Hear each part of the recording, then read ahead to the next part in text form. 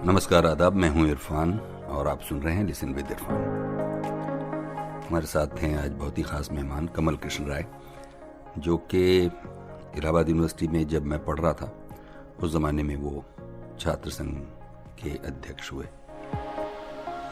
बहुत बहुत स्वागत है कमल भाई। धन्यवाद इरफान भाई, खासतौर पर इलाहाबाद की सरजमी पे जो आपकी कर्मभूमि रही बहुत दिनों तक, और जहाँ पर आपने शिक्षा प्राप्त करी, इस लायक बने कि देश दुनिया के लोग आपको आज जानते हैं। हमको बताइए कि आपका जन्म कहाँ हुआ? जन्म तो मेरा उत्तर प्रदेश के एक बहुत ही पिछड़े पूर्वांचल के एक मशहूर जिला आजमगढ़ के छोटे से कस्बे मोहम्मदाबाद में हुआ।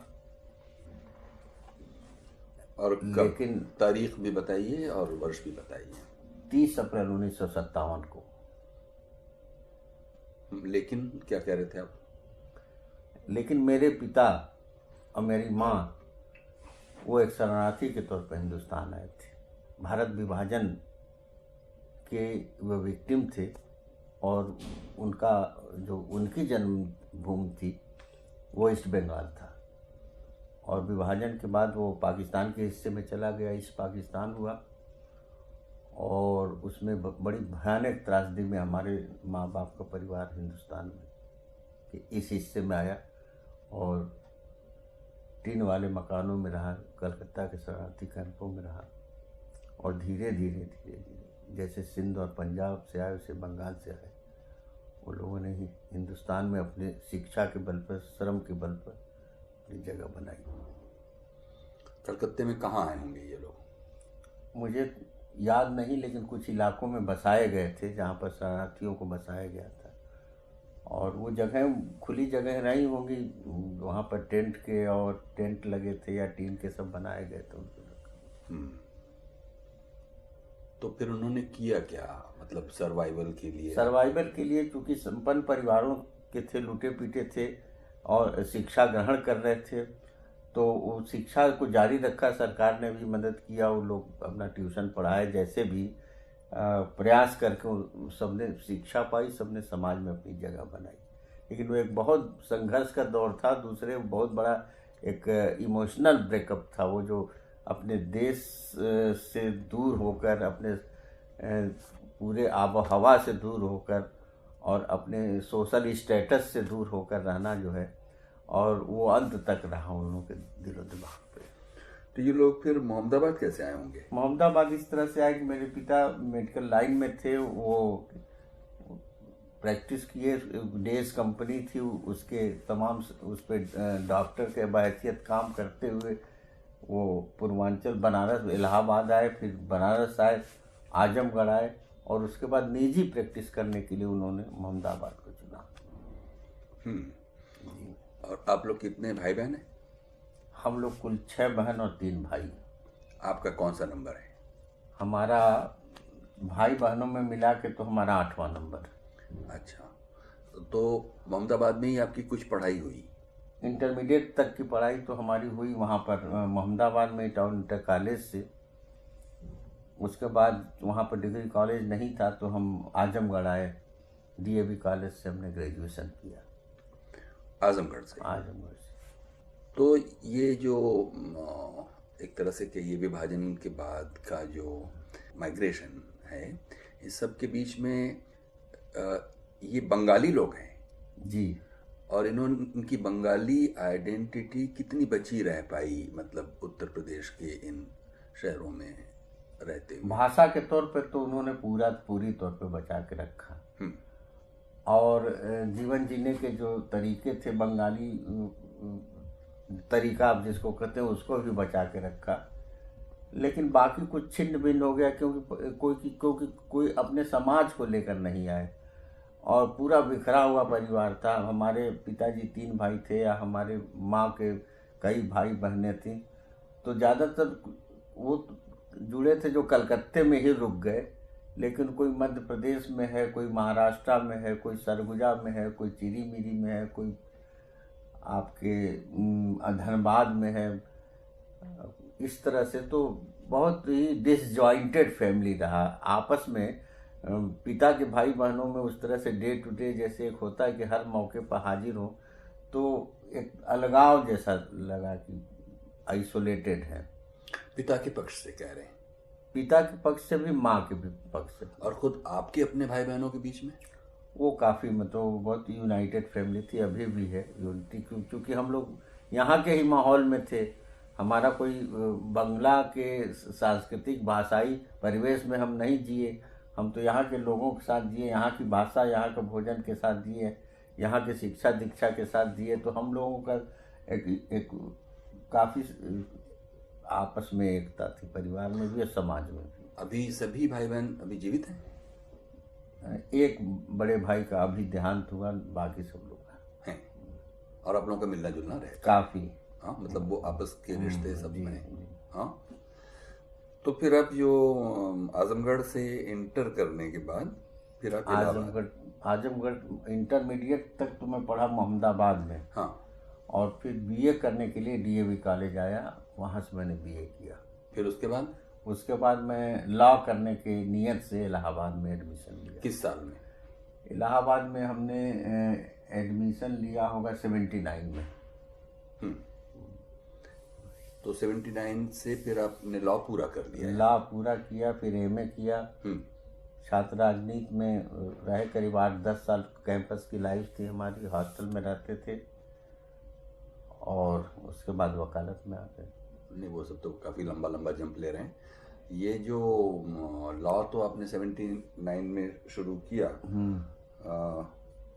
लेकिन एक जो परिपाटी वाली ज़िंदगी कि भाई अब लॉ कर लिया तो प्रैक्टिस करो, अपना ज़िंदगी को पटरी पे लगाओ, वो तो किया नहीं है आपने। क्यों नहीं किया? उस समय तो मैं एक क्रांतिकारी वामपंथ की राजनीति में पूर्णकालिक एक छात्र नेता के तौर पे, छात्र कार्यकर्ता की तरफ से और एक्टिविस्ट की तरह से था। तो उसमें दिल दिमाग में यह नहीं था कि कोई हमारा प्रोफेशनल लाइफ होगा या किसी तरह से हम जमे जमाए गृहस्थी वाले जीवन को करेंगे। हमें लगता था कि जिस तरह का सपना हमने देखा या हमारे समय के तमाम साथियों ने देखा है, हमको इस राजनीति के ही बीच में रहना है। तो प्रैक्टिस की बात नहीं। बाद में मुझे एक प्रेरणा मिली जब मुझे नागभूषण पटनायक जी के भाषणों का अनुवाद करने के लिए मुझे उनके साथ कुछ दिन रहना पड़ा या जाना पड़ा इधर उधर। तो मुझसे बार बार कहते थे कि देखो भाई, ये क्रांति का रास्ता है, और क्रांति के रास्ते में पेशेवर क्रांतिकारी की ही सिर्फ ज़रूरत नहीं पड़ती है, इसमें वकीलों की भी ज़रूरत पड़ती है, और कोर्ट का भी इस्तेमाल किया। पुराना ख्याल आप छोड़ दीजिए, हमें कोर्ट को भी अपने साथियों के लिए इस्तेमाल करना, हमें अच्छे वकीलों की भी ज़रूरत है। तो मैं तो तुमको देख रहा हूँ, तुम्हारे साथ हो, तो मुझे लग रहा है कि तुम वकालत तुम्हें करना चाहिए। हाँ, खैर ये सब तो बाद में एक बात उन्होंने मेरे दिमाग में डाली। हाँ, नहीं डाली तो वो तो बाद में हुआ, क्योंकि जब आप अनुवाद वगैरह करने लगे। मैं ये समझना चाह रहा हूँ कि मोहम्मदाबाद से आजमगढ़ होते हुए इलाहाबाद के बीच में वो कैसे हुआ होगा कि आपके अंदर कुछ मतलब समाज के लिए सोच कैसे पैदा हुई होगी? वो तो कुछ ऐसा था कि जब मैं प्राइमरी स्कूल में, जो मिडिल स्कूल में पढ़ रहा था राजकीय आदर्श विद्यालय में, तो कुछ ऐसे मेरे अध्यापक थे जिन्होंने क्रांतिकारी लोगों के जीवन के बारे में मुझे बताया। मेरे यहाँ लाइब्रेरी बहुत अच्छी थी स्कूल की, उसमें वो सारी चीज़ें पढ़ी। मुझे याद है कि कक्षा 8 तक जो है मैं मोपासा को और इन लोगों को, प्रेमचंद को, भगत सिंह की जीवनी, राम प्रसाद बिस्मिल की, और वो मेरे अध्यापक श्री काशीनाथ गुप्त जी थे, तो और श्री प्रभुनाथ पांडे, वो लोग बहुत इंस्पायर कर रहे। तो एक वामपंथी सोच, तब मुझे नहीं था कि वामपंथी और समाजवादी क्या होता, लेकिन उस सोच के थे, और वो थोड़ा सा मेरे दिमाग को उन्होंने एक खास तरह से ट्रेंड किया। और उसी समय, उस समय इलेक्शन भी होता था। कक्षा 8 में बाल सभा में चुने जाते थे अध्यक्ष लोग। तो कक्षा 8 में बाल सभा के अध्यक्ष का चुनाव हुआ, तो हम 2 लोग लड़ गए, मैं भी लड़ा और एक और लड़का लड़ा। तो जितने वोट पड़े थे उसका करीब 95% ही मुझको मिल गया था। तो मैं वहाँ अध्यक्ष भी चुना हुआ अध्यक्ष था बाल सभा का, जिसका काम सांस्कृतिक कार्यक्रम करना था। सप्ताह में 1 दिन कविता, कहानी, गाना, अध्यापकों के साथ बैठकर जो है सारे। तो अब उस तरह से सांगठनिक कार्यक्रम भी करने लगा। मैं अपने यहाँ इस तरह के टीमों में भी बहुत इंटरेस्ट लेता था, क्रिकेट की टीम बन जाए, या हमारे यहाँ अखाड़ा था तो दंगल वंगल का भी जो आयोजन समितियाँ थी उसमें मैं थोड़ा शामिल होने लगा था। तो एक कम्युनिटी वर्क करने की मेरी आदत पड़ गई। फिर इंटरमीडिएट आते आते तो मैं वहाँ पर फीस वृद्धि को लेकर और कुछ करप्शन को लेकर मैं कॉलेज भी बंद करवा दिया था। और जैसे जिसको कहते हैं कि नेतागिरी कर रहे हैं, उस तरह के काम में मेरा रुझान विकसित हो गया। लेकिन पढ़ने में कैसे थे?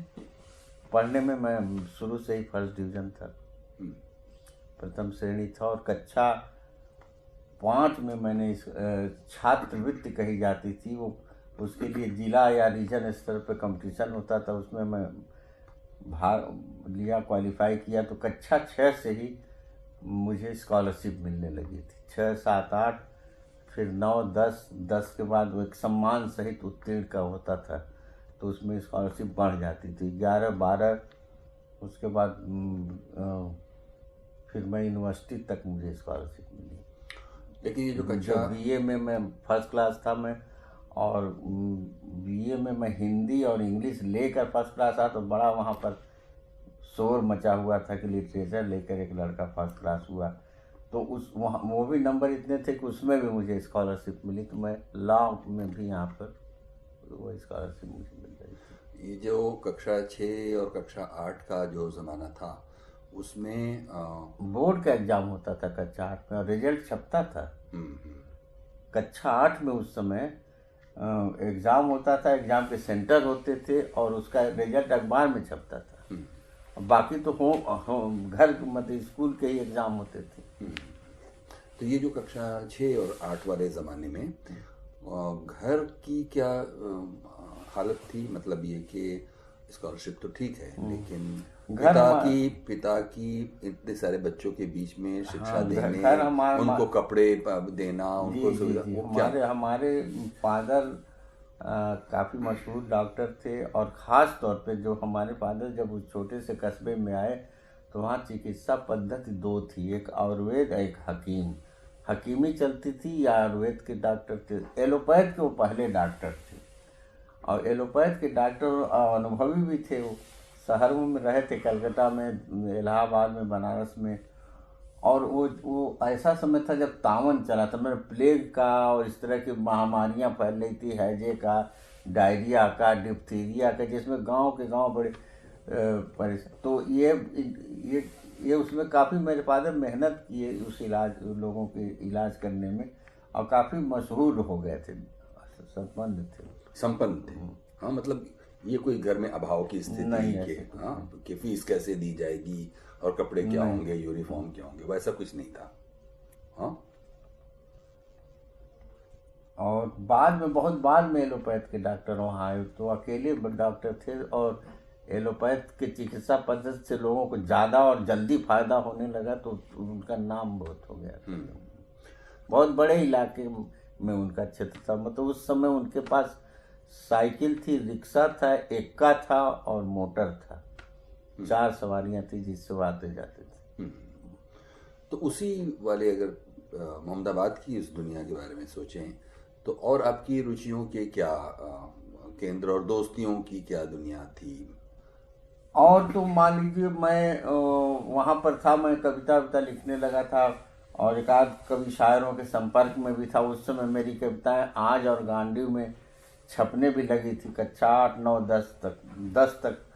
और सरिता में भी मुझे याद है कि मेरी कविता, एक सरिता पत्रिका हुआ करती थी, एक कादम्बरी हुआ करती थी, उसमें भी एक बार कविता छपी। गांडीव और आज में तो महीने में 1-2 बार छपी जाती थी। छोटी मोटी गोष्ठियों में मैं जाता था, कभी कभी मोहम्मदाबाद से बाहर कभी कब सम्मेलनों में भी गया ऐसे कविता पढ़ने के लिए। तो एक तरह का वो एक सोशल बिहेवियर था जो कविता के जरिए मैं अपने भावनाओं को व्यक्त कर रहा था।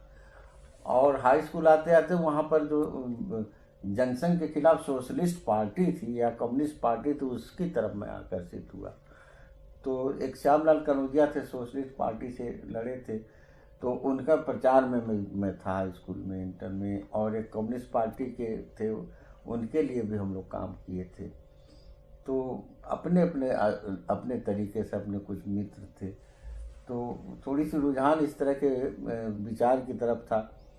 फिर मैं आगे थोड़ा कंटिन्यू किया। उस समय तो इमरजेंसी लग गई थी, तो थिएटर में मैंने रुचि दिखाई आजमगढ़ में आके, और मैंने फुल स्टेज प्ले किया था। उसमें मेन रोल मेरा था, अगर आप मोहन राकेश का वो ड्रामा कालिदास को लेकर जो उनका आषाढ़ के एक दिन में मैं कालिदास का ही रोल किया था, और फुल स्टेज प्ले था। उस समय एक नवनाट्यम करके संस्था थी, उसके साथ था।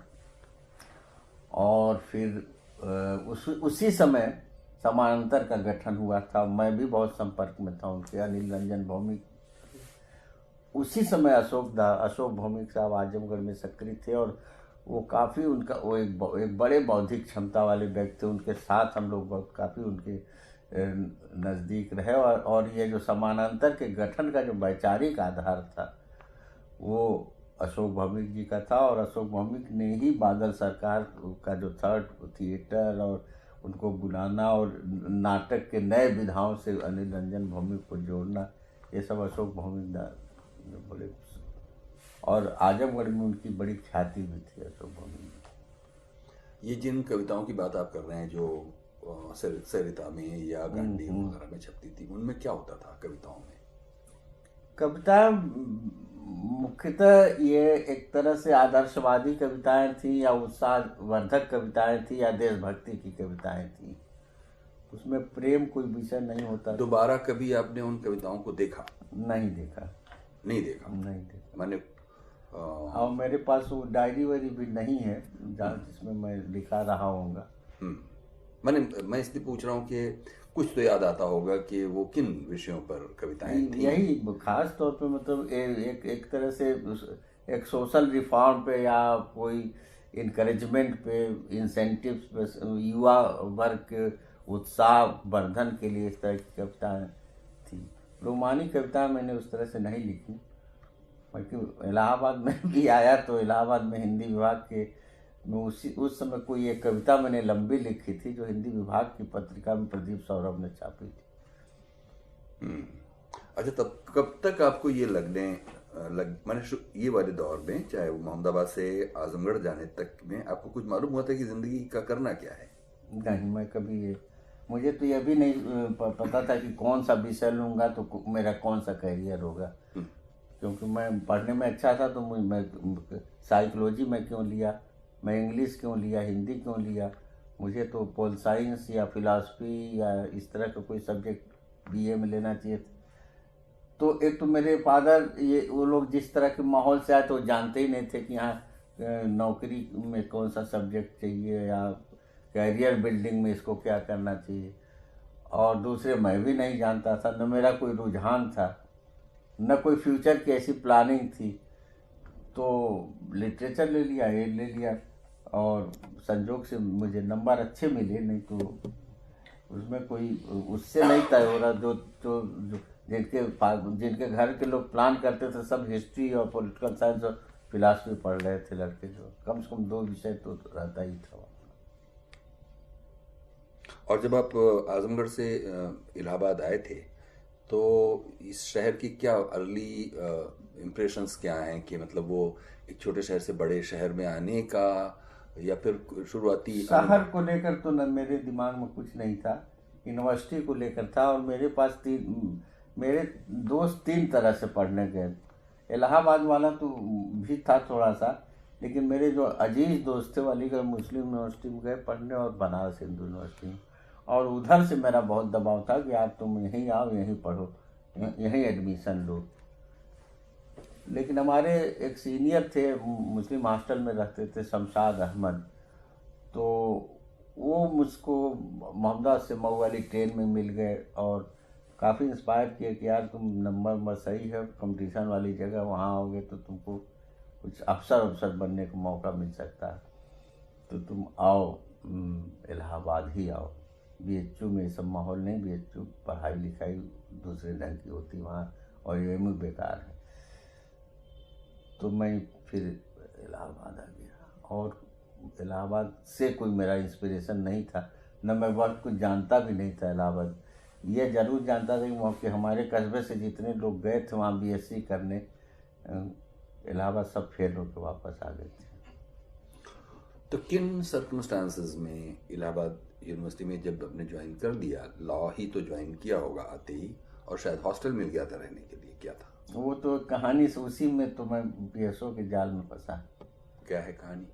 मैं वो गया, मैं रहने लगा शमशाद भाई के साथ एमबी हाउस में एज ए गेस्ट। 3 महीना था, अब हॉस्टल खोजना था मुझको। मैं आजमगढ़ के लिए चला तो एक साहब ने बस में आकर मुझे कागज़ दिया कि ये आरपीएन सिंह का मार्कशीट है, ये है, इसको ताराचंद में इस नंबर में इस रूम में पहुंचा दीजिएगा। तो जिस कमरे में मैं कागज़ पहुंचाने गया वो अरविंद श्रीवास्तव कमरा था, जो पीएसओ के फाउंडर मेंबर थे, बाद में आईएएस हो गए। और शमशाद भाई जिस आदमी से मुझे मिलवाने गए 9 नंबर एएन झा हॉस्टल, वो राजेंद्र मंगज का कमरा था, जो पीएसओ के फाउंडर मेंबर थे। कहाँ की बात थी? AN Jha 9 number. और 6/35 अरविंद श्रीवास्तव का था, दोनों पीएसओ फाउंडर मेंबर निकले। और वहाँ गया तो परिचय हो गया अरविंद से, भाई एक जी लेके हैं। यहाँ भी यही था, मऊ के थे मंगज जी, राजेंद्र मंगज, जो लाल बहादुर आदित्य और इनके सीनियर थे। तो वो लोग फिर बुलाने कि यहाँ आइए वहाँ आइए शुरू हो गया। हाथ हैंड राइटिंग अच्छी थी तो पोस्टर लिखने लगा, और उसी में उर्मिलेश जी मिले। हाँ, उर्मिलेश जी ने फिर एक्चुअली उर्मिलेश जी के ही जरिए मुझे हॉस्टल मिला। उर्मिलेश जी आर.के. उपाध्याय जी स्टूडेंट थे, उनसे परिचय था। हमारा लेट हो गया था। ये सब किस साल की बात हो रही है? ये 79 की बात है। फिर क्या हुआ? और उसी समय चुनाव हुआ। तो चुनाव हुआ तो एक डीएसएफ बना। डीएसएफ में बना तो उसमें सुनीता द्विवेदी हम लोगों की तरफ से ज्वाइंट कैंडिडेट वाइस प्रेसिडेंट की हुई। अनुग्रह सिंह एसएफआई से लड़ रहे थे और लोग लड़ ही रहे थे। तो सुनीता द्विवेदी का ऑफिस खुला डीजे हॉस्टल में। अब मेरी रुचि इस तरह के कामों में बहुत थी, जो जहाँ थोड़ा सोशलाइजेशन है, तो मैं वहाँ दिन रात बैठ के पोस्टर लिखने लगा। तो वहीं उर्मिलेश जी के कमरे के बगल में ही, तो उर्मिलेश जी के कमरे में बैठा रहता था, देखता था किताबें, तो मैं उनसे बड़ा प्रभावित भी हुआ। तो सुनीता द्विवेदी फिर जीत भी गई। मैं बहुत सक्रिय था और कुछ ही लोग थे जो बहुत सक्रिय थे। पीएसओ बहुत छोटा सा संगठन था, बहुत मामूली संगठन था। और उसके बाद फिर संगठन निर्माण के काम में हम लोग लगे। प्रॉपरली राम जी भाई थे, फिर अखिलेश भाई आए, एएन झा, ताराचंद, ये सब हम लोग के बहुत बड़े सेंटर बने। एमबी हाउस से भी कुछ लोगों संपर्क हुआ। तो उसमें मैं धीरे धीरे संगठन के गिरफ्त में आ गया। तो इसमें संपर्क में आ गए। इसमें केंद्रीय भूमिका किसकी कही मानते हैं भी आप? केंद्रीय भूमिका मैं उर्मिलेश जी और राम जी राय। तो ये जो आपने मंगत जी का नाम लिया और जो दूसरे लोग थे, हाँ, मैंने इन लोगों से मिलवाया। मंगत जी तो उस नेचर के नहीं थे कि किसी के यहाँ जाकर सिफारिश करते ये करते, लेकिन मंगत जी का कमरा सेंटर था, एक तरह सारे लोग वहीं आते थे। हाँ। ये तो अखिलेश भाई के कमरे में जाए, या तो अरविंद श्रीवास्तव और शरद श्रीवास्तव के, या रामजी भाई के क्वार्टर पे, और नहीं तो मंगत जी का। तो मंगत जी कमरा सेंट्रली था, एएन झा एकदम यूनिवर्सिटी रोड पे था। और वो मिलते जुलते भी थे लोगों, उनको भी अच्छा लगता था, लोग आए बैठे जो। तो उन दिनों ये क्या बातें थीं जो आपको कन्विंसिंग लग रही थीं? और ये लोग तो कुछ संगठन निर्माण कर रहे होंगे जो जिनका नाम आपने लिया, और आप उनके लिए एक तरह से कहिए नए रंग रूट। मैं बस एक्टिविस्ट बन गया। मैं क्या बातें थीं जो आपको अच्छी लग रही थी उसमें? अब वो नक्सलवादी आंदोलन के विचारधारा वाला संगठन था, और उस तरह से मैं थोड़ा मोड़ा मैं जान गया था। मेरे जो प्राइमरी मिडिल स्कूल में टीचर थे, और लखीमपुर खीरी में उनके रिश्तेदारियां थी, तो वहाँ कुछ सीपीएम के लोग नक्सलवाड़ी आंदोलन में कूद पड़े थे, तो क्लास में कभी हम लोगों से चर्चा किए थे। तो वो भी बहुत पॉलिटिकल रूप से तो नहीं जानते थे, लेकिन नक्सलवाड़ी के नाम से उनका तो मुझे नाम भूल रहा है कौन से नेता, तो बड़े नेता थे सीपीएम के, जो रिवोल्ट करके वहाँ लखीमपुर का आंदोलन लीड किए थे। तो वो सब किस्से बताए थे, तो मुझे बड़ा रोमांच होता था, क्योंकि मुझे भगत सिंह और खुदीराम बोस इस तरह के कैरेक्टर मुझको बड़ा चार्म करते थे। तो मुझे लगा कि ऐसा ही कुछ ये लोग हैं जो कि मतलब अपनी जान देने के लिए तैयार रहते हैं। तो आपको भी जान देना था? नहीं, हमें लगता था कि ऐसी कुर्बानी ही, मतलब समाज को बदलना तो ऐसी कुर्बानी का ही जज्बा होना चाहिए। हम लोग ये लगता था कि ये जो आदमी अपनी जान देने को तैयार है वही कुछ समाज को बदल सकता है, ये हमारे दिमाग में था। और जब पीएसओ का गठन हुआ तो ये बहुत एक बड़ा प्राइमरी वैल्यू था संगठन के अंदर। तो उस समय आपको जिम्मेदारी क्या मिली? बेसिकली पोस्टर तो आप लिखते थे? पोस्टर लिखते थे। लाइब्रेरी मूवमेंट में मैं हिस्सा लिया। लाइब्रेरी के लिए मैंने पूरे शहर में दुकान घूम के, चौक चौराहा कटरा, जहाँ भी हो, एक चंदा इकट्ठा किया, टीम बनाया या टीम का हिस्सा था। उसके अलावा हम लोग संगठन निर्माण के लिए डेलीगेशियों में गए, एक एक घर में, एक एक इलाके में 200 150 कमरों में जाकर मिलना जुलना, ये इस जगह मिलना है, ये सब बताना। फिर स्टडी सर्किल का एक अभियान चलाया है। और 171 कर्नलगंज वाला जो ऑफिस मिला अवधी भाई के मदद से, तो वहाँ कार्यालय और लाइब्रेरी दोनों, उस लाइब्रेरी के लिए हम लोग बहुत प्रयास किया। ठीक ठाक लाइब्रेरी भी बना दिया, नियमित हो गया था वो। और डेलीगेसी में, क्योंकि छात्रावासों में एक दूसरे तरह का माहौल था, जो बहुत सेंसिटिव लड़के वही आ रहे थे, बाकी अपर कास्ट का बड़ा डोमिनेशन था। वो लोग इस तरह की राजनीति का मखौल उड़ाते थे। तो डेलीगेसी में ओबीसी के लड़के, दलित लड़के, माइनॉरिटीज़ के लड़के, ये हम लोग के राजनीति के नज़दीक आए, और एक बहुत बड़ी ताकत बनी उस समय हर जगह। उस समय अगर देखें तो छात्र राजनीति में तो अलग अलग राजनीतिक दृष्टियों और आस्थाओं की संगठन थे। तो मुख्य रूप से कौन लोग थे? क्योंकि कई बार विचारधारा के लोग तो सारे संगठन थे, लेकिन सब पीएसओ जब इमर्ज किया सब छिन्न भिन्न हो गए। एक तो एसएफआई कुछ रह नहीं गया था। अनुग्रह सिंह बहुत बड़े अध्यक्ष हुए, लेकिन अनुग्रह सिंह का कोई एसएफआई और वामपंथ का कोई उनका मसला नहीं था। वो संगठन जानते भी नहीं थे, न एसएफआई को बढ़ाने का उनका कोई इरादा। तो वो उन लोगों से, उस संगठनों से बड़े व्यक्तित्व अपने हो ही थे ही वो। तो एसएफआई का तो कोई लाभ नहीं हुआ उनके जीतने से। विद्यार्थी परिषद इमरजेंसी के पहले तक तो ठीक था। विद्यार्थी परिषद अनुसूयाई धीरे धीरे खत्म हो रही थी, और थोड़ा मोड़ा जो है समाजवादी अभी इमर्ज नहीं किए थे, अभी लोक दल भी उस तरह से सक्रिय नहीं हो पा रही थी। तो जो कुछ हम लोगों को था विद्यार्थी परिषद और एसएफआई से, लेकिन पीएसओ के इमरजेंस से फिर अखिलेश भाई एक का बड़ा एक कैरिस्मेटिक वो था, लीडरशिप और अच्छे लोगों की टीम थी, प्रभावित करते थे लोगों को। तो सांगठनिक चुनौतियां नहीं थी, लुम्पेंस एलिमेंट से ही हम लोगों की चुनौतियां थी। जो आपराधिक तत्व थे, जो राजनीति में कब्जा या जातिगत तत्व थे, वैचारिक रूप से कोई भी संगठन हम लोगों के मुकाबले खड़ा होने की हैसियत में नहीं था।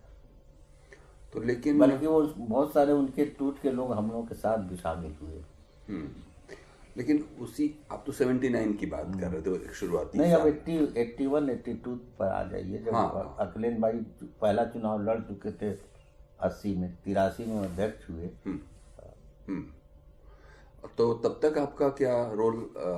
मैं बहुत एक्टिव था, हर मतलब पूरे संगठन में जिन लोगों को सारे लोग जानते थे उसमें मैं था। और मैं ग्रास रूट पे काम कर, मैं क्या मतलब एक एक जो भी था सभी ग्रास रूट पे काम। कोई वहाँ पर ऐसा अखिलेश भाई को छोड़कर कोई ऐसा व्यक्ति नहीं था जो जो ग्रास रूट पे काम न करता हो या जो अधिक से अधिक समय छात्रों के बीच में न बिताता हो। तो उसी समय माने उसी दौर में अगर आप देखें तो चाहे वो छात्रावास हो या चाहे डेलीगेसीज हो, संगठन का के निर्माण का आधार तो यही छात्र ही थे। तो उस संपर्क और कैंपेन के क्रम में क्या अनुभव आपके सामने आए? खास तौर पे जो है मुझे ये लग रहा था कि विद्यार्थी आंदोलन के जरिए अगर विद्यार्थी आंदोलन हम लोग खड़ा कर सके, पीएसओ एक छात्र संघों पे कब्जा कर ले इलाहाबाद के अलावा और यूनिवर्सिटीज़ में, तो एक बड़ा मास मूवमेंट हम लोग खड़ा कर सकते हैं, एक बड़ा पॉलिटिकल चेंज का माहौल तैयार कर सकते हैं। और इलाहाबाद में के पीएसओ में बहुत की महिलाओं, क्योंकि महिलाएं अभी तक उस तरह से पॉलिटिक्स में सड़क पे नहीं रहती थी, एक्टिविस्ट बन के नहीं आती थी। वोट देना या कभी कोई चुनाव लड़ लेना छटे छटाए पारिवारिक लोग, पीएसओ ने इस को शुरू किया कि महिलाएं एज ए पॉलिटिकल एक्टिविस्ट आ गई, कैंपस में आ गई, गुंडागर्दी के खिलाफ मूवमेंट में खड़ी हो गई, संगठन निर्माण में डेलीगेसियों में घूमने लगी, यहाँ तक कि महिलाएं जेल भी गई पीएसओ से। 7 दिन 10 दिन कई लड़कियां जेल में थी। और जिन छात्रों से संपर्क आप लोग कर रहे थे उस समय, उनके मन में वो कौन सी चीज़ थी जो आपके साथ कन्विंसिंगली उनको जुड़ने के लिए ला रही थी? सबसे बड़ी बात यह थी कि हम लोग जिस राजनीति के बारे में उन्हें परिचित कराते वो राजनीति उनको बिल्कुल नई बात करे थे। हम लोग जैसे लग रहा था कि जो इनका कास्ट डिस्क्रिमिनेशन हुआ, जो सोशल डिस्क्रिमिनेशन हुआ, जो इनके साथ एक सदियों से पीढ़ियों से जो अत्याचार और गैर बराबरी का व्यवहार हुआ, उनको लग रहा था कि ये जो बातें कह रहे थे उसमें हमको इन चीज़ों से मुक्ति का कोई रास्ता निकल सकता है। वो लग रहा था कि उन्हीं के ही उनका जो पूरा उनकी प्रॉब्लम, उनके जो सवाल हैं उसको हम एड्रेस कर रहे हैं। और उस समय कुछ ऐसे मूवमेंट भी चल रहे थे, जैसे काशीराम का इमरजेंस हुआ। काशीराम ने अपर कास्ट के खिलाफ एक सीधे स्लोगन दिया, तो उस स्लोगन की तरफ देखा हमने कि ओबीसी और दलित लड़कों का बड़ा रुझान था। तो हम लोग कम से कम पीएसओ में मुझे मेरा अपना अनुभव है कि काशीराम के पास छात्र संगठन नहीं था और न छात्रों के बीच में उनकी कोई लीडरशिप थी। काशीराम फिनोमेना में हम लोगों को एक बड़ा स्पेस मिला कि हम वो एक ऐसा एटमॉस्फेयर काशीराम की पॉलिटिक्स से मिला कि वो लोग ज़्यादा हम लोग की बात सुनने लगे और हम लोग की बात को मानने लगे, क्योंकि काशीराम में कास्ट उसके आगे वो बात नहीं कर रहे थे। हम लोग कास्ट के आगे की बात कर रहे थे, हम क्लास की बात कर रहे थे, हम टोटल चेंज की बात कर रहे थे। तो ये सारे जितने सोशल मूवमेंट उस समय दिखाई पड़ा, उस समय बहुत सारे ऐसे विद्यार्थी थे जो आरजक संघ के बैकग्राउंड से आए थे, जो अवध के रीजन से, और उनके अंदर एक तरह से सोशल रिफॉर्म के विचार ऑलरेडी मौजूद थे। बस उनको एक माहौल दिया हम लोगों ने, हमें यह महसूस कराया कि वामपंथ जो है वो सबसे प्रगतिशील और सबसे अच्छी विचारधारा है। ये सारे लोग कहीं ना कहीं सोशल मूवमेंट के प्रभाव वाले क्षेत्र से आए थे। इलाहाबाद के चाइल्ड वाले क्षेत्र में भी एक पॉलिटिकल मूवमेंट था, फार्मर्स मूवमेंट कभी था, उसका इम्पैक्ट था। अवध में तो टोटल लड़के ओबीसी लड़के, ज़्यादातर ओबीसी लड़के वो अर्जक संघ और रामस्वरूप वर्मा वाले सामाजिक आंदोलन के प्रभाव से आए थे। तो उन्होंने, और वामपंथी आंदोलन भी था अवध में, फैजाबाद में मित्रसेन यादव, इन लोगों का बड़ा प्रभाव था और किसान संगठनों का। तो वो लड़के यहाँ आए तो एक छात्र संगठन में उन्होंने सीपीआई और सीपीएम के संगठनों को नहीं तलाशा, वो सीधे हम लोगों से जुड़े, इसलिए कि हम उनसे जुड़े, हम ही उनके दरवाजे पर गए थे, हम ही उनको खोज के निकाले थे, हम ही मतलब संगठन का एक जो एक्टिविस्ट था।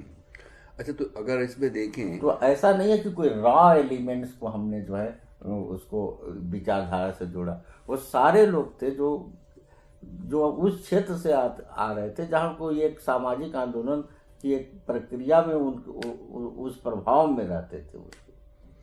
तो अगर देखें कि उस वो जो दौर है जिसमें पीएसओ का एक तरह से जन्म होना और फिर एक थोड़ा उसको सुगठित बनाने का, तो वो उस टाइम को अगर आप रेट्रोस्पेक्टिव में जाके देखें तो वो उसमें कंसिस्टेंसी और या फिर उठान या फिर गिरान को अगर मैपिंग उसकी करें वर्षों के हिसाब से तो क्या है? देखिए, कंसिस्टेंसी तो बहुत लंबी चली इसकी, और इसका प्रभाव पड़ा कि एक समय ऐसा था कि बनारस और हुमायूं विश्वविद्यालय, जेएनयू को मैं नहीं इसमें शामिल कर रहा हूँ, और लखनऊ में ज़बरदस्त इम्पैक्ट था। बनारस में चुनाव जीत गए थे, हुमायूं में हमारे प्रेसिडेंट चुने गए, और भी यूनिवर्सिटी में अशोक गोरखपुर में वाइस प्रेसिडेंट चुने गए। तो पीएसओ उत्तर प्रदेश के वामपंथी और प्रगतिशील छात्र आंदोलन की एकमात्र पहचान बनी। मुझे जो लगता है, मेरा पता नहीं, इस पर कोई मैंने और जगह कहीं सुना नहीं न पढ़ा भी, कि जो सबसे ज़्यादा हम लोगों का को पीछे हटना पड़ा वो मंडल कमीशन तो हमारा स्टैंड न लेना, क्योंकि हमारी सारी फोर्सेज मुसलमान लड़के थे, पिछड़े दलित लड़के थे, महिलाएं थी, और मंडल कमीशन पे हमारा स्टैंड न लेने से ये सारे लड़के जो मंडल ने जिनको नेता बना के यहाँ प्रस्तुत किया, वो सारे हमारे पीएसओ का झंडा लेके चलने वाले लड़के थे, और वो सब लीडरशिप में आ गए मंडल के बाद, और वो तांता टूट ही नहीं रहा। अगर पीएसओ ने उस समय एक मजबूत स्टैंड लिया होता कि मंडल को लागू करिए, तो शायद हमारा लीडरशिप जो है, जो सोशल जस्टिस का बाद में आ गया, बीपी सिंह आ गए और शरद यादव आ गए और बाकी लालू मुलायम सभी आ गए, और इन्होंने हम लोग के पूरे प्रगतिशील आंदोलन पर एक सोशल जस्टिस का उन्होंने पर्दा डाल दिया। और जैसे ही हम लोगों के साथ का छूटा, समझिए, मंडल में हम लोगों के स्टैंड पर सवाल उठे और ओबीसी हम लोगों से दूर हुआ, वैसे पीएसओ का एक बेसिस था वो कमजोर हो गया। तो इसको वर्षों के जबकि आप देख लीजिए कि लीडरशिप सब अपर कास्ट की थी। हम लोगों ने दबाव में एक बार शेर सिंह को भी चुनाव लड़ा दिया था पैनल में। शेर सिंह कुर्मी थे, शेर सिंह को सिर्फ 400 वोट मिला था, लेकिन ये शिकायत नहीं थी कि हम लोग बैकवर्ड का वोट लेते हैं और बैकवर्ड को वोट नहीं देते, क्योंकि इतना पॉलिटिसाइज्ड मासेस थे हमारे संगठन, इतना राजनीतिक रूप से लोगों को सक्षम बना दिया था कि और डिग्री कॉलेज में सारे ओबीसी हमारे जीते, हमारे प्रभु सिंह जीते, सत्येंद्र सिंह जीते, शिव सेवक सिंह जीते, नरसिंह पटेल को हम लोगों ने जितवाया। और प्रभु सिंह का तो बड़ा करिश्मेटिक था, वो रघुनाथ द्विवेदी अध्यक्ष थे, अमिताभ बच्चन को बुलाए। प्रभु सिंह के ही आंदोलन की वजह से काफ़ी अपमानित होकर कैंप छोड़ना पड़ा अमिताभ बच्चन को। जो है लाल बहादुर के समय में रोजगार का एक बड़ा मुहिम चला, जो अखिलेश भाई के समय भी चला, और राजभवन तक में भी लड़के घुस गए थे। लेकिन मेरा अपना है, पता नहीं, सारे लोगों को एक बार सोचना चाहिए कि एनालिसिस करना चाहिए कि उस समय पार्टी ने कहा कि नहीं साहब, रोजगार प्रमुख है और ये आवश्यक बुराई है, क्या क्या वो जो मार्क्सिस्ट थ्योरिटिशियन की तरह से लोग बताने लगे, और सारे वामपंथ वहाँ से छिन्न भिन्न हो गया। अब एआईएसएफ के बारे में तो बिहार में पता चला कि बिहार में उन्होंने छूट दे दिया कि जो अपर कास्ट हैं वो विरोध में चले जाएं, जो ओबीसी है वो समर्थन में चले जाएं। मैंने इस तरह छोड़ दे दिया जिसको जो क्योंकि लीडरशिप में कमी नहीं थी। देखिए, हमने देखा, मुझे पंकज को हमने देखा, हमने रामायण राम को देखा, बहुत सक्षम लोग थे, लेकिन वो मासेस के साथ उनका एकदम रैप्चर हो गया था बिल्कुल। जैसे कुमुदनी के बाद, साहब के बाद, और एक आध बार ये जो प्रोफेसर साहब हैं सीएमपी के, हम लोग की कोई संगठन की गतिविधियां हैं, सब कुछ है, लेकिन जब तक उस बैरोमीटर में आप नहीं दिखाई पड़ेंगे कि समाजवादी वालों ने 7 अध्यक्ष लगातार बना दिया एक लाइन से, उसी में रोहित मिश्रा विद्यार्थी परिषद का भी जीता, हम नहीं जीत पाए, क्योंकि हमारे वो सारे समाजवादी खड़ी नहीं हो सकती थी उस तरह से। अगर पीएसओ का स्टैंड मजबूत होता तो ओबीसी के ही तमाम लीडर हमारे संगठन से खड़े हो जाते। तो भी रामायण राम तो बहुत ही कम, माने वंडरफुल लीडरशिप थी, मासेज नहीं हम अट्रैक्ट हो पा रहा था। तो भी अगर पीएसओ का बनना, फिर एक समय के बाद पीएसओ का आयसा के रूप में बदल जाना, अगर इस पूरी जर्नी को देखें, शक्तियाँ तो वही थी और उसकी अंतरधारा जो राजनीति की थी वो भी वही थी, लेकिन अगर उसमें ग्राफ को देखें तो कब तक वो थोड़ा कॉन्सिस्टेंट रहा या चढ़ा या फिर उतरना? अब मोटा मोटी तो जैसे मूल्यांकन करेंगे तो भाई कब तक आप चुनाव जीते, कब तक छात्र संघों पर आप काबिज रहे, कब तक आप ताकत के रूप में आपको देखा गया। तो भाई लाल बहादुर के बाद तो हमारा कोई बहुत अच्छी हिस्ट्री नहीं है लाल बहादुर, और लाल बहादुर बहुत सेलिब्रेटेड प्रेसिडेंट को, ऐसा नहीं कि लाल बहादुर ने कुछ ऐसा किया और वो उसके बाद संगठन के प्रति लोगों को लाल बहादुर को मैं बहुत one of the best president मानता हूँ इलाहाबाद यूनिवर्सिटी का। लेकिन वही समय था जब मंडल आया और मंडल को हम लोग रिप्लाई नहीं कर पाए, और ऑल इंडिया लेवल पे उसमें पार्टी ने ऐसा क्यों किया, क्या समझ के किया, क्योंकि सारे लड़के वही थे जो सोशल जस्टिस का आज नारा लगा था। तो बताइए फिर भी वर्षवार अगर भाई हम जैसे हम कम्युनिस्ट, अब उसको 93-94 के बाद ज़्यादा मतलब दिखाई पड़ा कि अब उस तरह से रिस्पॉन्ड नहीं मिल रहा है कैंपस से। अब तो लाल बहादुर का 93-94 रहा होगा लीडरशिप में, बहुत बहुत वो था कैंपस में, बहुत इज्जत से मैंने पंकज को भी देखा, रामायण को भी देखा, इन लोगों को बड़ा रिस्पेक्ट था स्टूडेंट समूहों के बीच में। लेकिन वो जो एक फाइटिंग फोर्स पीएसओ को माना जाता था, वो ऐसा जब बना उसके बाद नहीं दिखा वो। अच्छा, इस पूरी यात्रा में वो उन लोगों को याद कीजिए, मतलब वो ना सिर्फ नेता बल्कि साथ में जो मतलब मास लीडर ही नहीं बल्कि संगठक के रूप में छात्रों के जो भरोसेमंद लोग थे, जिन्होंने बड़े लगन और डेडिकेशन से काम किया, उन लोगों के नाम याद कीजिए। भाई हम लोग के संगठन में भी थे और वो मतलब उस तरह से उनका कोई नाम नहीं जानता, जैसे नाम जानते हैं लोग लेकिन अब भाई हमको आपको जैसे जानते हैं वैसे नहीं जानते। राम सुमन शुक्ला थे, चंद्रभूषण भी एक ज़माने में बहुत थे, हम लोगों के साथ विजय वर्मा थे, सुनीता मिश्रा थी, माधुरी पाठक भी रही, मतलब महिला एक्टिविस्ट तो ये लोग सब लोग थे ही। डॉक्टर राम प्रकाश लाइब्रेरी वाले, अगर आपको याद हो, ऐसे बहुत सारे लोग थे, बहुत सारे लोग थे। शिव कुमार मिश्रा थे, शिव कुमार मिश्रा बहुत बेजोड़ आदमी थे। विनोद श्रीवास्तव थे, याद है विनोद श्रीवास्तव, लंबे चौड़े। अनिल वर्मा एक्टिव में जो है।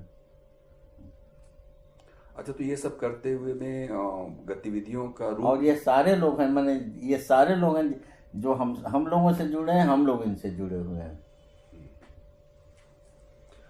और गतिविधियों का रूप क्या होता था? गतिविधियां तो देखिए चौतरफा था, वो एक ऐसा अपसर्ज था जो जिसकी तुलना केवल आप बंगाल से कर सकते हैं।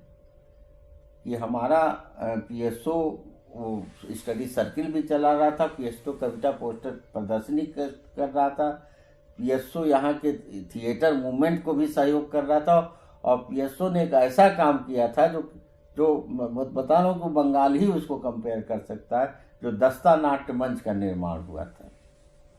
और दस्ता नाट्य मंच ने स्ट्रीट थिएटर में जितने नाटक हमने किए हैं पीएसओ ने, दस्ता नाट्य मंच ने, वो तो कोई दस्तावेजीकरण करने की प्रवृत्ति नहीं थी, और उसके बाद में भी कुछ डॉक्यूमेंटेशन का काम नहीं हुआ, नहीं तो एक हिस्टोरिकल वो था। इलाहाबाद में मैं कहता हूँ कि ये जो थिएटर का मूवमेंट दिखाई पड़ता है आज भी और बहुत रिच दिखाई पड़ता है, उसमें स्टूडेंट एक्टिविस्ट का जो काम था दस्ता नाट्य मंच का, उसको अब उसके प्रभाव को, क्योंकि उस समय बहुत एलीट थिएटर होते थे, इलाहाबाद आर्टिस्ट और एक दादा का वो था बहुरूपी, इस तरह जो बड़े बड़े स्टेज पे थे, 3-3 महीने के रिहर्सल होते थे। और कौन सरन श्रीवास्तव थे, मंडल साहब थे बॉटनी विभाग वाले, ये बड़े थिएटर के लोग थे। यहाँ पर कॉमन मैन का, जैसे यहाँ कि ट्रेड यूनियन में भी, ट्रेड यूनियन तो थे लेकिन उनका कोई नाट्य ग्रुप नहीं चलता था, जैसे इप्टा का था एक जमाने में कहीं हिंदुस्तान में। ये चीज ब्रेक किया दस्ता नाट्य मंच ने।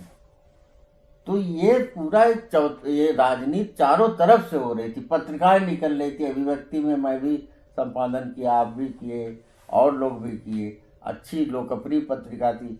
यहाँ तक कि एक बार जब हम लोग जेल में थे और आंदोलन चल रहा था, ये तो मैंने जेपी मूवमेंट में हुआ होगा कहीं कहीं, तो लाल बहादुर ने आंदोलन का अखबार यहाँ निकाल दिया था, डे टू डे बेसिस पे जो है लिखा हुआ था। तो वो प्रयोग कोई मामूली प्रयोग नहीं था। और इलाहाबाद के आंदोलन की गतिविधियां उसमें छपती थी, हाथ से लिखा हुआ, 3 पन्ना 4 पन्ना जो।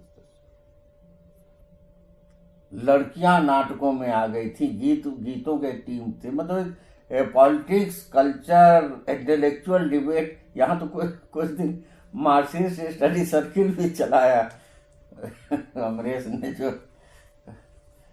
उसमें अध्यापकों को भी बैठाया जाता था। और इन सब और जब स्टूडेंट मूवमेंट के भी एक बैरोमीटर होता है कि टीचर्स आपके साथ और टीचर्स हम लोग के साथ बहुत भारी संख्या में थे, जो हम लोग की मदद कर रहे थे, हम लोग सपोर्टर थे। तो कर्मचारी आंदोलन के साथ हम लोग थे। वो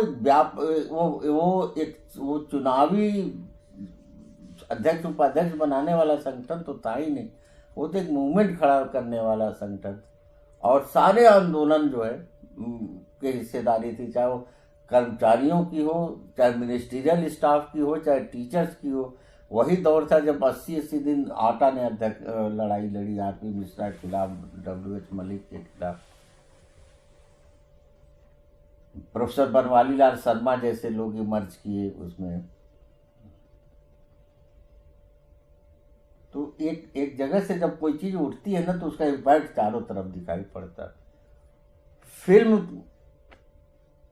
का चला, MC चट्टोपाध्याय ने फिल्म क्लब चलाया, हम उसमें ज्यादातर लोग हम ही लोग थे शुरू में, टीचर्स को छोड़ दिया जाए और कुछ एलीट एन झा और इंग्लिश विभाग के, तो ज्यादातर हम ही लोग थे उसमें चलाने वाले। उसमें बर्गमैन का और किसका, दिशिका का फिल्में देखी गई, बाइसिकल थी, क्या क्या नहीं उसमें हुआ। और कुछ हीरो भी आए, ओमपुरी आए, ये लोग आए सब। तो एक विशेष तरह का माहौल था इलाहाबाद यूनिवर्सिटी में। जैसे आप कह रहे हैं ना कि छात्र आंदोलन के साथ साथ अध्यापकों को भी एक तरह से जी बिल्कुल। उसी तरह से शहर में, अगर शहर के बौद्धिक जगत को देखें या साहित्यिक जगत को देखें, तो शहर का क्या रिस्पांस था? शहर में खास तौर पे जहाँ पर ट्रेड यूनियन था, जैसे AG ऑफिस हम लोग का बहुत बड़ा सेंटर था, गवर्नमेंट प्रेस हम लोग का बहुत बड़ा सेंटर था, जहाँ अपने साथी लोग थे, होल टाइमर भी थे, कुछ होल टाइमर वहाँ से निकले भी जब अपनी पार्टी में गए, दिलीप सिंह ये लोग जो थे वो। और यहाँ CDA पेंशन में अपनी यूनियन थी, और हम लोग वहाँ के नुक्कड़ सभाओं में जाते थे, शिक्षा विभाग में जाते थे, यही था ही, मतलब कुल मिला के जो। ECC कॉलेज में हम लोगों ने अध्यक्ष जितवाए, ज्योति वर्मा सेक्रेटरी थे, और पांडे जी जो है प्रेसिडेंट हुए वहाँ पर। ये सारे कहते हैं जहाँ गुंडे जीतते थे या दबंग लोग जीतते थे। अरुण पांडे को मैं कैसे भूलना हूँ, अरुण पांडे हम लोग के बैकबोन थे।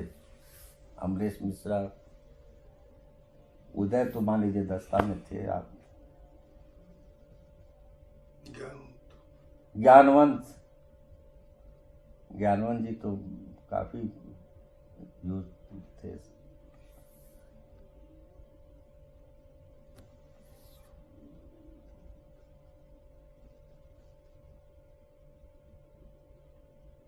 नागभूषण पटनायक की आम सभा हुई थी। उसके अलावा सोवियत संघ के पतन के बाद जब सारी डिबेट बंद थी और सब हर जगह मरसिया पढ़ा जा रहा था, उस वक्त छात्र संघ भवन पे ब्रिजबिहारी पांडे आए थे, डी फारूकी साहब आए थे और नमोदरी पाद आए थे उसको बोलने के लिए। तो एक ब्रेक थ्रू करने के का अशोक सिंघल के प्रोग्राम, अशोक, वो तो हिस्टोरिकल, वो तो इतिहास में लिखा जाने वाला था। लाल बहादुर ने जिस तरह तिरंगा फहरा दिया था, मुझको अभी भी लगता है कि मंडल पर स्टैंड न लेना जो है ना। अच्छा, इसमें हम ये भी आपसे पूछेंगे कि जैसे भाषण देना, आप उधर पीछे से भी कहीं से करते आ रहे थे, यानी कि आजमगढ़ से भी, मतलब आजमगढ़ में भाषण देने का तो मौका नहीं मिला क्योंकि इमरजेंसी में मैं वहाँ पड़ा। लेकिन ये जैसे गोष्ठियों में और वाद विवाद प्रतियोगिताओं में मैं लगातार बोलता रहा, जीतता रहा जो है। भाषण में इंटर कॉलेज में दिया हूँ। इंटर कॉलेज में मैं अपने बाद भी छात्र संघ बनवाया तो सब सभाएं करता था वहाँ पर। मतलब ये कि आपके अंदर एक स्वाभाविक वक्तृता की कोई कला थी पहले से, क्योंकि मैं तो खुद अपने वक्तृता की कला थी नहीं, ये तो कला धीरे धीरे होती है। लेकिन बोल ऐसे बोला मैंने। मुझको नेता बना देते थे लोग। जैसे मेरे बाजार में एक बनिया को भूमिहार पीट दिए, चाय मांगा, चाय लेट पहुंची या ठंडी पहुंची, तो हम लोगों ने बाजार बंद करवाया था। तो मुझे याद है कि मैंने बहुत उत्तेजित भाषण किया था। तो किसकी तरह भाषण देना है, इसकी कोई प्रेरणा थी अंदर? सोशलिस्ट, कम्युनिस्ट, वहाँ जो सोशलिस्ट कम्युनिस्ट नेता बोलते थे और उनकी भाषा में जो हिंदी उर्दू का मिक्सचर था, जो जब सरमाएदारी कहते थे, जब बाएं बाजू की पार्टियां, दाएं बाजू की पार्टियां, और इस तरह की एक नए तरह का, मतलब खास सोशलिस्ट भी उसी तरह से अच्छा बोलते थे जिस तरह से कम्युनिस्ट बोलते। और कम्युनिस्ट थे वहाँ पर, मऊ जिला हमारा, घोसी, गाजीपुर, सब पूरा कम्युनिस्टों, सोशलिस्टों का भी बड़ा ज़बरदस्त प्रभाव हमारे यहाँ था। जबकि वहाँ आरएसएस की शाखा भी चलती थी, नियमित चलती थी, और जनसंघ, पूरा बाजार जनसंघ ही था, सारे बनिया सोनार जनसंघ में ही थे। नहीं, खुद भी मैं अगर याद करूं आपके भाषणों को तो उसकी बड़ी अच्छी यादें हैं, मतलब ना कि आप मंत्रमुग्ध होकर के सुनते रहते हैं, और उसमें इतनी तरह के रेफरेंसेस और एक एजिटेटिंग एनर्जी, ये सब। तो ये जो इसके एलिमेंट्स हैं वो आप कहाँ से जुटाते थे? यहाँ आया तो यहीं पर, उस समय देखिए, उस समय इलाहाबाद यूनिवर्सिटी में अखिलेंद्र भाई का एक इमरजेंस हुआ, एक नए तरह की राजनीति, भाषा ही वो नया उन्होंने लिया। तो तब तक कोई उनके जैसा बोलने वाला नहीं था, तो उन्होंने बहुत प्रभावित किया। एक पीछे थे लेकिन उनसे हम लोग का कोई मतलब भी नहीं था, न देवी प्रसाद त्रिपाठी, वो एज ए रेफरेंस वो आए थे अनुग्रह सिंह की सेवा में, उनको सुन के लगा। लेकिन जो पॉलिटिक्स थी ना, उसमें अखिलेंद्र भाई।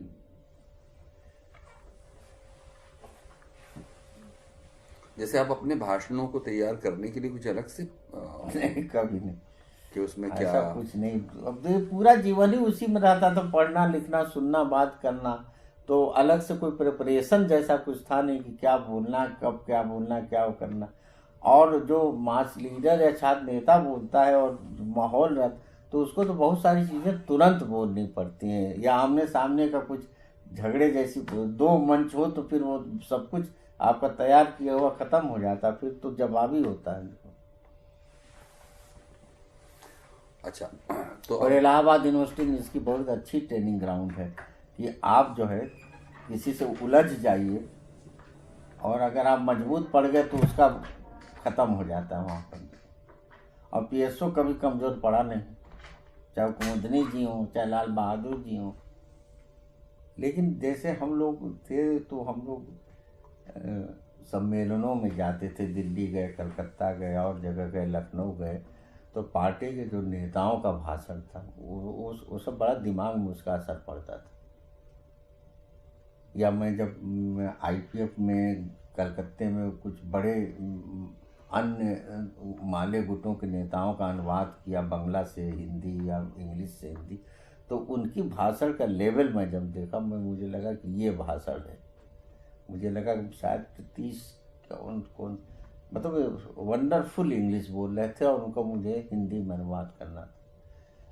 और जगह भी मैं सुना और लोगों का भाषण हिंदी क्षेत्र में तो मुझे नहीं बहुत अच्छे बिहार में भी बहुत अच्छे वक्ता मुझे नहीं दिखे, जबकि बिहार ही में राजनीति सबसे मजबूत थी।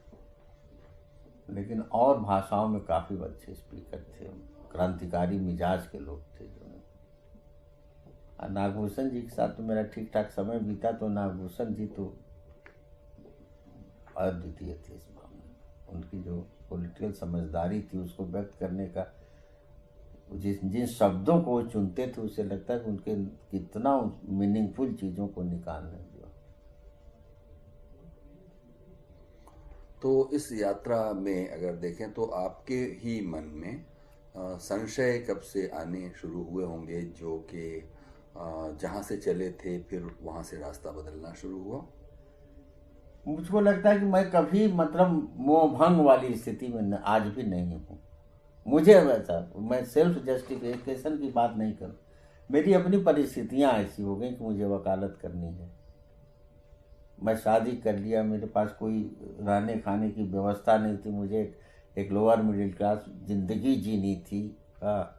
और उस समय भी मैं अब समाजवादी पार्टी तो नहीं थी, अब अनुग्रह भाई थे, उन लोगों के साथ हम लोग रहते थे, एक ब्रॉडर अंडरस्टैंडिंग थी, कुछ लोगों की नहीं थी, मेरी थी। मैं थोड़ा सा लिबरल बहुत था, इसको लेकर संगठन में भी बहुत सारे सवाल उठ जाते थे कि उस तरह से मैं बहुत घोर वामपंथी लाइन वाला व्यक्ति नहीं था। और मेरे अपना एक सपोर्ट बेस था इस मामले में कि जो मुझसे जुड़े हुए लड़के थे, और मुझसे जुड़े हुआ लड़का मैं वही मानता हूँ जो मेरे संगठन से नहीं आकर्षित होगा तो मुझसे क्यों जुड़ेगा। लेकिन वो लगता था कि मेरे वजह से हैं, वो मेरे नाम पे आते थे। तो अपना थोड़ा सा डेविएशन मेरे अंदर शुरू से ही था। मैं उस तरह से पार्टी लाइन और वामपंथ की लाइन पे चलने वाला आदमी नहीं था। और उसमें पार्टी बहुत ज़्यादा स्ट्रिक्ट थी इसको लेकर, लाइन को लेकर और आपके व्यवहार को लेकर, आपके जीवन को लेकर। तो वो सब सवाल उठता, तब ज़्यादातर लोग तो निष्क्रिय हो गए, मैं निष्क्रिय कभी नहीं रहा। वकालत में आ गया और अभी भी मतलब पार्टी जो भी हमसे वो एक्सपेक्ट करती हम करते हैं। अभी तो हमारे यहाँ आए थे पार्टी के बड़े नेता लोग, जब मीना भाभी की डेथ हुई तो हमारे यहाँ नाश्ता किए थे। वो कौन है, चौधरी जो नेक्स्ट टू मतलब हाँ कुणाल जी, हाँ। तो हमसे कहे वकालत वाली जिम्मेदारी जो है आप ले लीजिए। हमने कहा आप ऐसा क्यों कह रहे हैं, ले लीजिए। हमसे तो रामजी भाई ने एक दिन एक धरने में हम लोग थे, रामजी भाई किनारे लेके गए और रामजी भाई ने कहा यार वो कमल ऐसा है कि वो दीपांकर जी ने कहा कि के राय से बात करो और वो वकालत वाला संगठन की जिम्मेदारी वो ले लें, तो तुम लोगे? हमने कहा बिल्कुल ले लूँगा। अब उसके बाद आज तक उनसे बातें नहीं हुई रामजी भाई से कि उन्होंने दीपांकर जी से क्या कहा। तो हमारी तरफ से थोड़े वो था। अब एक टूतियाबे वाला या कि कांग्रेस ज्वाइन की, हमको उससे मतलब नहीं है, ज्वाइन कर लिए। हमको अभी भी लगता है क्यों ज्वाइन किए। हमको लाल बहादुर ने बहुत सही कहा था कि ये सब कोई मतलब नहीं है, वो जो आप बोल रहे हैं सोशल मीडिया पर वही बहुत अच्छा है, ये सब इसमें कुछ नहीं। और सही कहा था उन्होंने। अच्छा, मैं लाल बहादुर क्या गया था उससे। ये बताइए कि मतलब अभी हम जहाँ पहुँच गए, उठ जाऊँ ना? हाँ जब हाँ जी सर बोलिए। बोतल में होगा सर।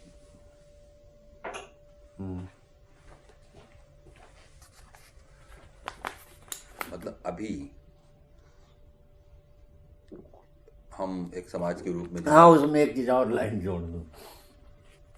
जैसे कभी कोई पूछता है कांग्रेस ज्वाइन क्यों, हम कह रहे कांग्रेस के पीछे तो सभी पार्टियां हैं, दीपांकर जी भी उसी मोर्चे में हैं, उसी मोर्चे में CPM है, उसी में CPI भी है, उसी में राजद सपा सब है।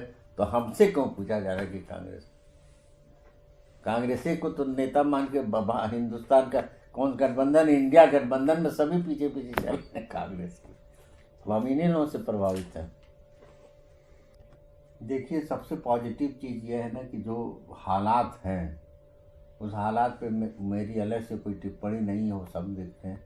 लेकिन इसके खिलाफ जो कहा जाता है कि प्रतिरोध है वो हर जगह दिख रहा है।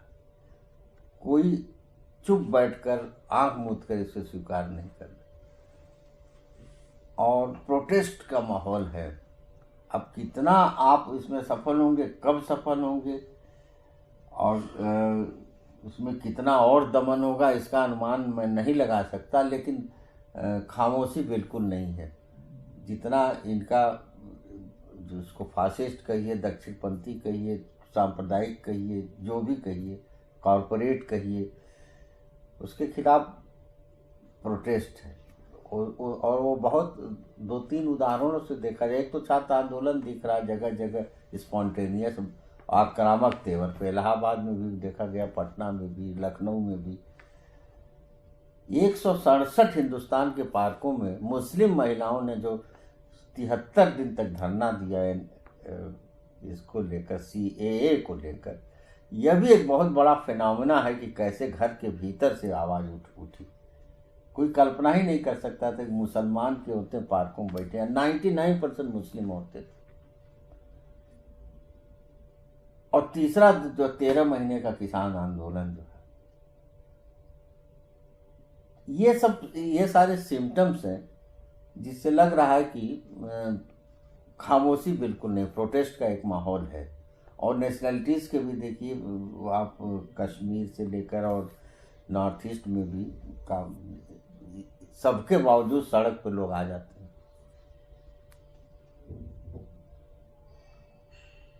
तो ठीक है कमल भाई, बहुत ही आपका बहुत शुक्रिया। हम लोग कुछ बातें शुक्रिया सर कर पाए। कुछ और कहना चाह रहे हो तो? मुझे तो कभी कभी लग रहा था कि मैं लाई डिटेक्टर के आगे तो नहीं बैठा हूँ कि मेरी झूठ भी पकड़ी जाएगी। हाँ, नहीं, वकील होने के नाते तो झूठ भी एक उसका हिस्सा है आपके उद्यम का। तो मिक्सअप होना चाहिए। तो बहुत शुक्रिया। अगर आप चाय पिला देते एक बार और तो। हाँ जरूर, क्यों नहीं, बिल्कुल। तो ठीक है कौन भाई, अब हम लोग यहाँ ये बातचीत। शुक्रिया सर, इलाहाबाद में आप आए। इलाहाबाद को अपने दुआओं में शामिल रखिए। लिसन विद इरफान में आज थे हमारे साथ कमल कृष्ण राय। मिलेंगे अगले मेहमान के साथ जल्दी। नमस्कार।